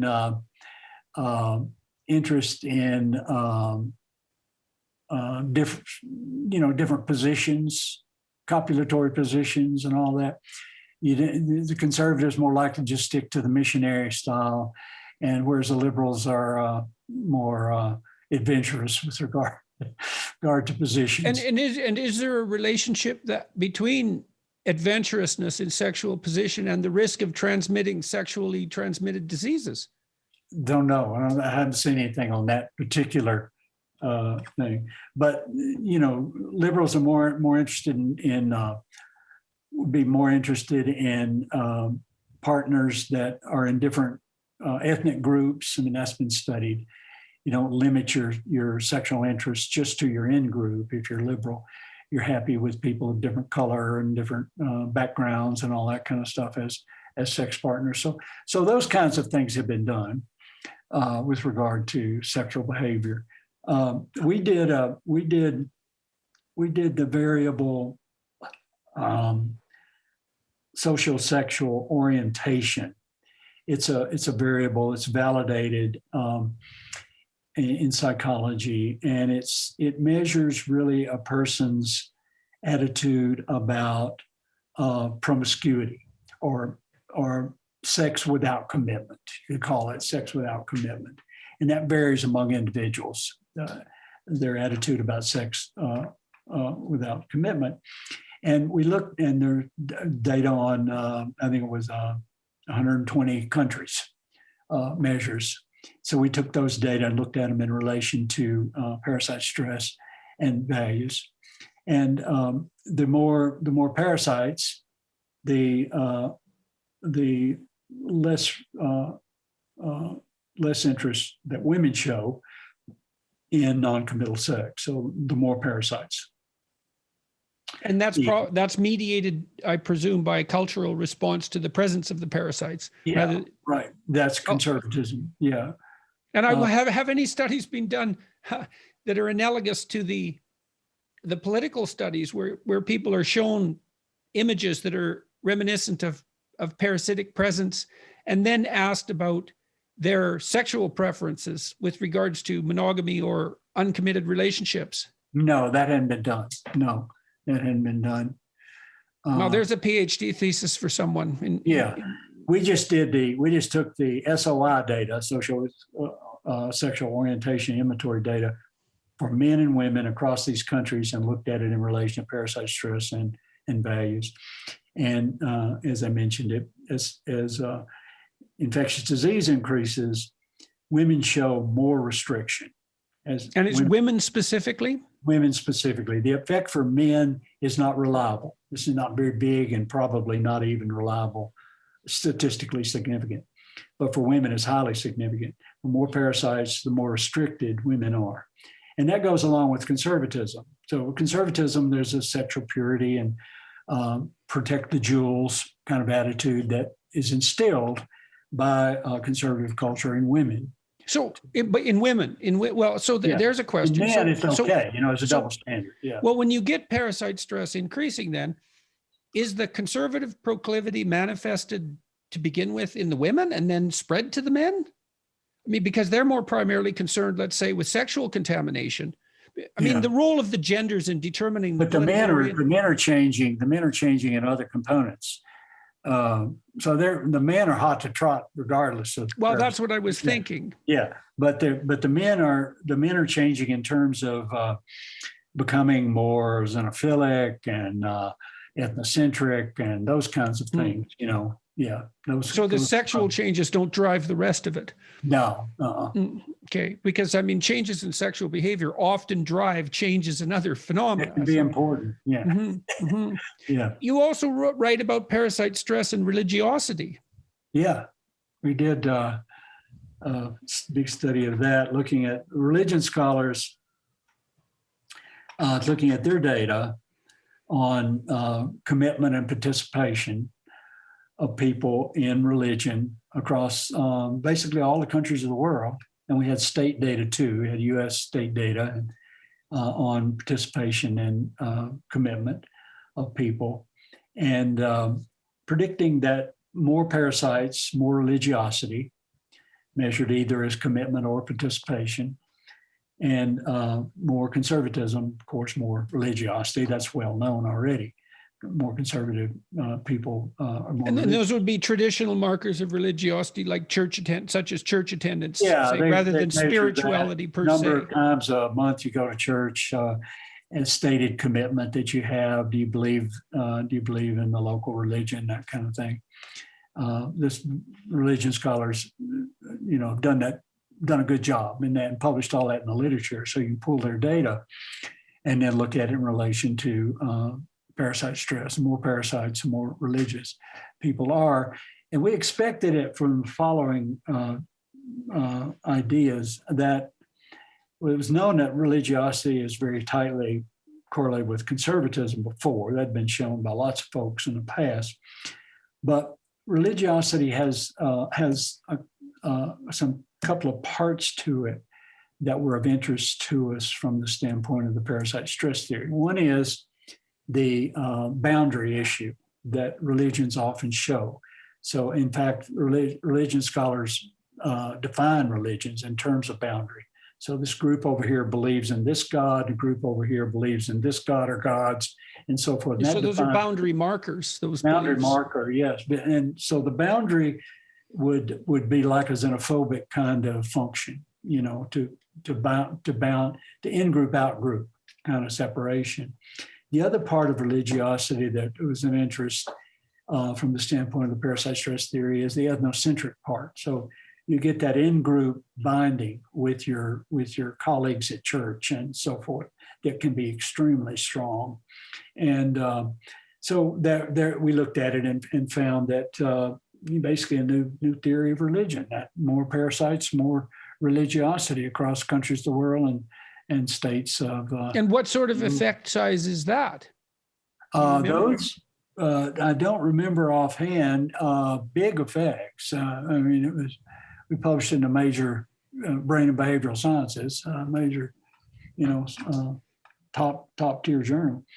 But again, you could, back to your earlier question about showing people these immediate parasite threats, the slides or some other way that they're manipulating that now. They're doing all kinds of things with that. And see if people believe in God more or something like that immediately. That would be cool. Yes. Yes, it would be. And you change a person's belief in spirits by that. Well, you also wonder too if, I'm just thinking here, ideas are just flashing through my mind about beliefs in spirit to begin with, because the belief in spirit causing illness, for example, is sort of an early analog of a disease theory. Yeah. I mean, people are often. There's a study. I can't remember exactly what it is. I've got it on my pile over here. That claims that the fundamental belief we have in a spiritual world really boils down to spirits as diseases. As disease-causing entities. Well, they are invisible agents that are transmissible after all. But you can transmit them too. Yes. With the evil eye and all this other stuff in cultures that suggest transmission of this spirit. And of course, before the germ theory, before germs were known, parasites were known to cause disease, it was all invisible. So spirits feel that. And witches, as witches as channels for the evil that these spirits have. That's part of it too. And the Inquisition and so forth and so on. All that's real cool stuff. And everything that's unknown. Yeah, right? Because it's down to a disease. Right. And they were right. The disease was killing everybody, most of the people anyway, So, yeah. Well, that was all actually too interesting. I guess I'd like to close with this. So you've been studying this a long time, and it's very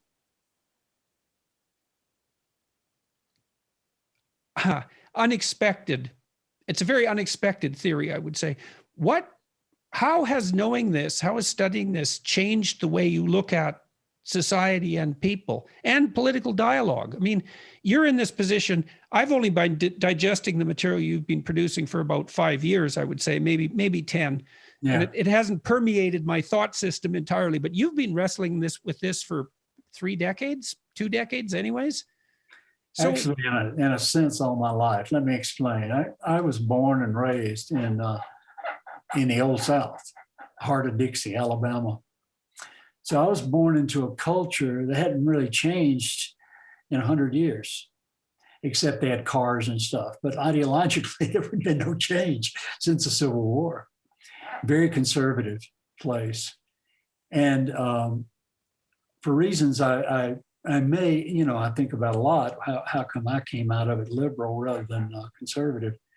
I, would say, I would find what these people were doing day in, day out. It's in your face all the time if you live in a conservative culture, the inhumanity. And why are they doing that? And what's wrong with you people? That kind of thing. And then finally, I just decided I was going to step back and just try to think about it, study it. And I finally got around to that in my scientific research. Most of my research was on sexual selection processes and so forth. I only got into the value stuff about the year 2000. So I've had this very, very strong interest in how these people I grew up with got to be that way. Then when I went off to university, I went into a relatively liberal place. So I became interested in how these liberals got their mindset too. I was more like them. And so I go back a long way in my interest in this. And it's been really satisfying to understand the cause, do the science on it and really understand the causal stuff and stuff that happened in my family and so forth. I mean, I'm trying to do a popular book for the intelligent reader on all this. But there was one incident where in the Old South, middle class and upper class families, white families, would hire a black woman to raise the kids, or black women to raise the kids, and my family did that. And I was closer to this woman, really, in many ways, than I was my birth mother. And she died when I was 13. My black mama died, and she got sick. And my family wouldn't let me go see her when she was sick because she was sick, and they were conservative and they were worried about me. I mean, they were trying to protect me, but I didn't understand that at the time. And in my mind, she was my mother. She raised me. She was with me every day. And from the time I was born until she died when she was 13. But I couldn't go see her. And finally let me go to her house. She lived in a little shack, wooden shack on the other side of the tracks, so to speak. And because it was regional segregation. Everything was segregated. And so they let me stand on the porch and talk to her. She was inside in the bed dying, but I could talk to her on the porch. And we talked, and she died 5 days after that. And they didn't even, my family didn't even tell me where she was buried and so forth. I mean, there was that level of conservatism and worry about disease, and I'd go to her grave or something and catch a disease. But what this knowledge of values has helped me with is things like that, events, and there are lots of them in my upbringing that were devastating because of the conservative values that I was dealing with, terrible things happening. And so I think that's one thing that really has sparked my interest in values. And then, of course, I'm liberal now. How did I get that way? I mean, my high school, it was a high school, Decatur, Alabama, is where I grew up. My high school graduating class of about 200. And there were about 3 liberals in the class. I was one, and one of my close friends, he was liberal. He's a civil rights lawyer in South Alabama now. And another close friend of mine, she was liberal. She works for the Democratic Party in Washington, D.C. But most of the rest of them were pretty conservative. And I wonder how I got out of this. And my hypothesis is that I had an interesting genetic constitution because my part of my family was Native American. And so Native American in North Alabama, Cherokee. And so those folks had the local immunity to the infectious diseases that were endemic to that region, the Native Americans. So I got that genetic complement. And I also got the European genetic complement, which had pretty good immunity to lots of respiratory diseases. And that's another story we can work on. So I got this odd genetic complement, Native American plus Northern European, the Thornhills and Northern European. And that reduced my interaction with infectious disease growing up. So unlike the kids around me, I didn't have all those ear infections. I didn't have all those eye infections growing up. And unlike most of my friends. And so I think that's it, because I think that's part of the ontogeny, the developmental background of the values. That is, you're growing up, and how often is your immune system activated? And how long is your immune system activated when it's activated? That's part of the developmental background that we propose for values. If your immune system is activated a lot, then you end up conservative. If it's not, you end up liberal. So I think all that is part of my interest in this too. Yeah. If I'd been born somewhere else, maybe I'd have never gotten interested in values than in the old South, Well, I think that's a really good place to end. I don't want to end because there's like 50 other things I'd like to ask you, but that's been great talking with you. Well, thank you. And it's so interesting. Your research is like I said, it's too interesting, actually. You suggested some good experiments too. I'm going to think about it. Yeah. Well, they're causal experiments, and they're all actually relatively straightforward. I'm supposed to be retired now, but I'm trying to do this popular science book, and that's it'd also be interesting to see if there's any relationship between even self-reported prevalence of amount of time ill during childhood and adolescence and trait openness. There is a scientific study of illness, 2 studies of illness during childhood. Reported illness during childhood is one of the studies, and some components of conservatism.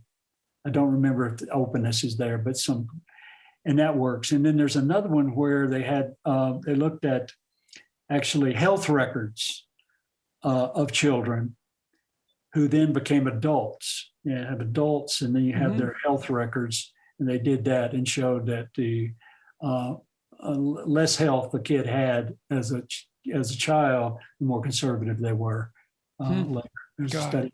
So that kind of stuff is out there. So then, okay, so maybe we could let me ask you what you think about this. When I first came across your work, I thought, is it possible that the human race could rescue itself from the worst excesses of the kind of conservatism that degenerates into malevolent fascism, essentially by wiping out infectious disease? I think the answer to that is straightforward, yes. Jesus, yeah, absolutely. I want to emphasize that the parasite-stress theory of values, parasite-stress theory of values and sociality is a scientific theory, and hence it doesn't make any moral judgments about, it doesn't say conservatism is more moral than liberalism or vice versa. Scientific theory, no value judgments involved there because it's scientific theory. But if one wanted to change the values of the future of people, then you have to know, of course, what the causes of values are. That's the way you change things. Causes of things, and you can change them. Then, if you wanted to make the world more liberal, you would reduce infectious disease. Well, you could say, let's imagine you wanted to make the world a place where the cost for the free exchange of ideas and people was dramatically reduced, so that the countervailing tendency to that was unnecessary. Yeah. And the catastrophes that might go along with an excess of that countervailing proclivity. The most effective way forward would be to eradicate infectious disease. Right. And so, and then you'd have the benefit of eradicating the disease, which would be non-trivial, plus you'd have the political benefit. People be healthier, lower morbidity, and healthier throughout their lives. And also they'd be open and, sort of reaching the goal of the true enlightenment, which was all about, freedom of thought and individuality, science, knowledge, all that stuff. Right. All entirely laudable goals, except when the cost becomes too high. Yeah, when diseases are out there. Well, so I've been talking to people like Bjorn Lomborg and Matt Ridley and I know, there are people who have a positive Enlightenment view of the future and are having a hard time, in some sense, along with the rest of us, generating something like, what would you say, a noble vision for the future that moderates could get behind and be motivated by. And it certainly seems, in light of this discussion, that and of what's happened with COVID-19, et cetera, and the fact that infectious diseases are still a primary killer, and not only that, crippler of people all around the world, and that they contribute radically to all sorts of political instability, that one thing we could all agree on would be that less infectious diseases would be better. Yeah, absolutely. Absolutely. And, I have a pretty positive view of the future. Like you've I noticed on your website that you interviewed Steve Pinker. Yep. Buddy. He's in the same group in some sense as these other people that I just mentioned. They're optimistic Enlightenment figures. Yeah, I can be optimistic, and he has data on how much things have improved over the last several centuries, and that's because of lower infectious disease. I mean, he doesn't have a theory. His idea is basically just stops at people got enlightened, but how come they got enlightened? Why did the Enlightenment occur? And why did we allow it to occur? Yeah, exactly. Right? That's the real issue. Absolutely. Things get better and better. Why did mortality and homicides and wars and all that reduce in frequency? And all the evidence we put together says it has to do with lower infectious disease through time. That's what happened. That's what's behind that trend. That's why that's the key to our better angels. Thank you very much. Sure, I really appreciate it. It was a great discussion. I learned a lot, and your work is it's remarkable. Anytime if you want to talk about it. Yeah, well, I may well call on you again.